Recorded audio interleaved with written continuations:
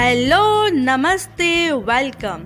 आपका अपनी show creative kitty में स्वागत है।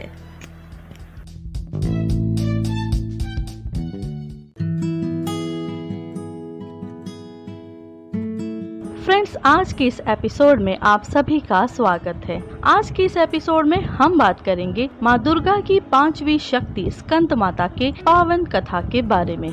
नवरात्रि के पंचम दिन माँ दुर्गा के स्कंद माता स्वरूप की पूजा की जाती है। स्कंद माता का रूप सौंदर्य, अद्वितीय, आभालीय, शुभ्र वर्ण का होता है।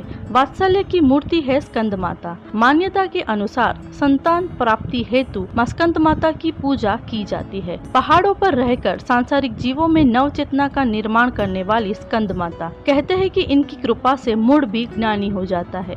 स्कंद कुमार कार्तिकेय की माता के कारण इन्हें स्कंद माता नाम से अभिहित किया गया है। इनके विग्रह में भगवान स्कंद बाल रूप में उनकी गोद में विराजित है। इस देवी की 4 भुजाएं हैं। ये दाईं तरफ की ऊपर वाली भुजा से स्कंद को गोद में पकड़े हुए हैं। नीचे वाली भुजा में कमल का पुष्प है। बाईं तरफ ऊपर वाली भुजा में वर मुद्रा में है और नीचे वाली भुजा में कमल पुष्प है। इनका वर्ण एकदम शुभ्र है। ये कमल के आसन पर विराजमान रहती है, इसीलिए इन्हें पद्मासना भी कहा जाता है। सिंह इनका वाहन है।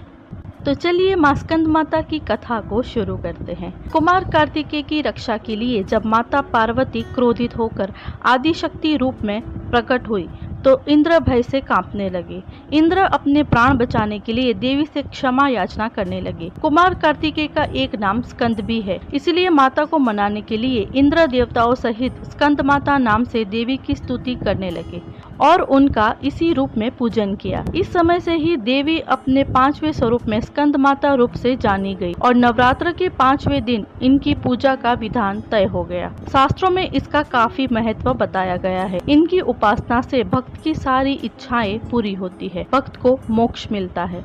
सूर्य मंडल की अधिष्ठात्री देवी होने के कारण उनका उपासक अलौकिक तेज और क्रांतिमय हो जाता है। अतः मन को एकाग्र रखकर और पवित्र रखकर इस देवी की आराधना करने वाले साधक या भक्त को भवसागर पार करने में कठिनाई नहीं आती है। उनकी पूजा से मोक्ष का मार्ग सुलभ हो जाता है।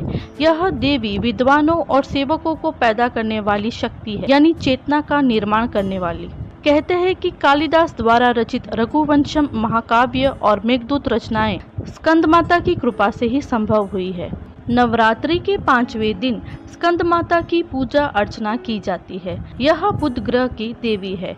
जो जातक स्कंद माता की पूजा अर्चना करते हैं उनकी कुंडली में बुध ग्रह की स्थिति मजबूत होती है। फ्रेंड्स, आज के इस एपिसोड में हमने बात की स्कंद माता के बारे में। अगले एपिसोड में हम बात करेंगे माँ दुर्गा की 6वीं शक्ति माँ कात्यायनी देवी के बारे में। तो अगले एपिसोड में फिर मिलेंगे, तब तक के लिए friends keep in mind, stay home, stay safe, stay positive and keep smiling. Bye bye.